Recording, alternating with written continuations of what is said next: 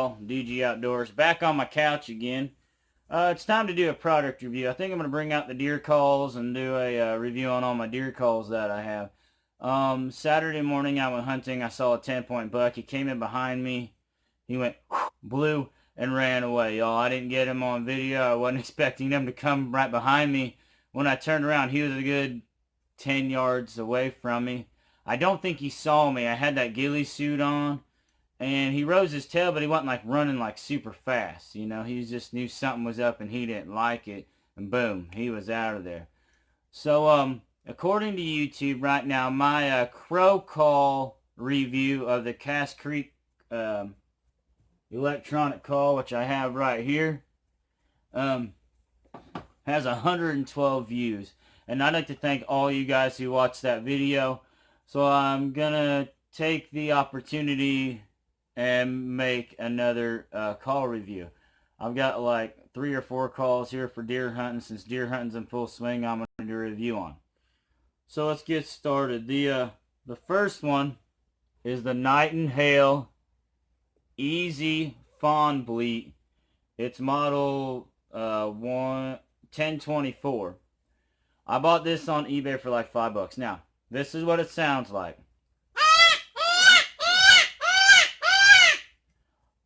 This is what you use in early season. So September, October, the fawn's in distress. Coyote may have him. He's calling to his mom, and his mom's going to come running in, and I mean literally running in. She's protecting her baby. And I really haven't used this because I normally forget it's in my pack, but I'm pretty sure I could call in some coyotes with it. But it'll bring in young bucks too that are just in the area wanting to see what's going on. So this is a good early season call to use. My next call is the Mad Calls Rip Growl. This thing is awesome. See, look, it's got a skull on it there. When I was hunting Saturday, I was sitting there, and this is exactly what I heard. And if you guys watch my video, you hear me say, I think I just heard a grunt. And then I turned the camera off, sitting there, and that's when the deer walked in behind me and blew and ran off. So, this is what I heard. And I was like, what? There's a deer there. So this has got 3 basic calls on it, okay? It's got your buck grunt. Most deer calls, if you try to blow really hard on it, you'll break the reed that's in here. There's a little tiny reed on the inside. You all can see it in the camera right there. It's white.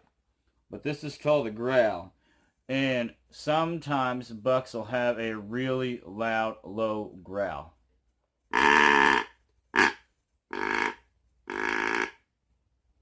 And when they're really aggressive or running in. So normally when they're chasing the does. So there's the buck grunt. It's also got 2 other calls. It's got a doe bleat. Does bleat, and it's called an estrus doe bleat, when they're ready to breed. You want to stop a deer in its tracks and it's coming in? That's all you got to do. He'll stop, head snap around, and he'll be looking straight at you. Now, this also has a challenging call, which is called the snort and wheeze. Let's say a buck is walking around in his little territorial area and another buck comes in there and they're about ready to fight, okay? You'll hear this.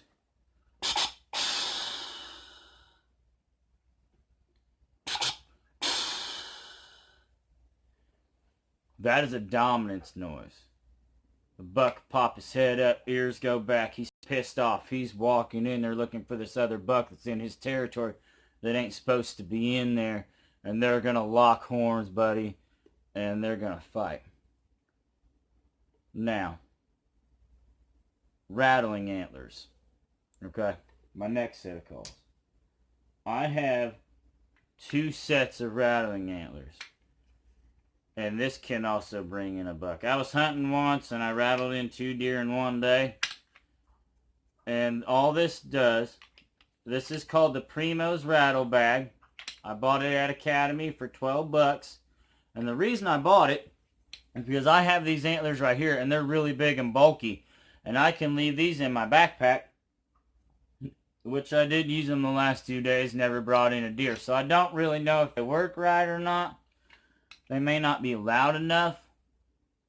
But anyways, it's a good tool to have on you so you don't have to carry around a big set of antlers like those.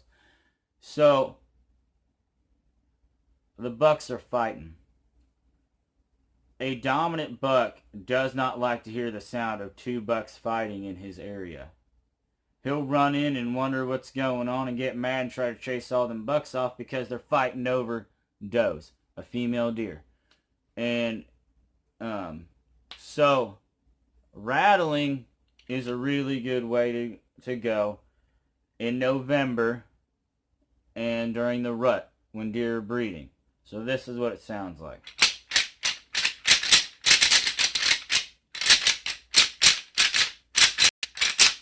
The one thing about rattling is you don't want to do it for a very long time. Bucks don't fight for 10 minutes in the wild. It may be a 10-15 second fight, and and that's all you need. Now, the one thing about rattling is the bucks will definitely come to the downwind side. I've heard about it so many times, watched it on hunting videos. The bucks will try to circle to that downwind side. That's why you always want to check your wind and be ready if you're going to rattle. Now, my last set of deer calls I got are the Primos fighting horns.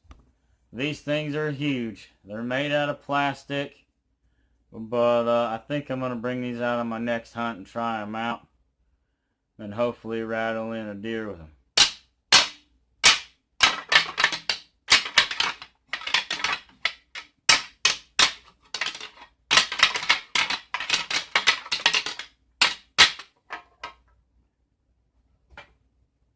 I like those. They get the sound out there.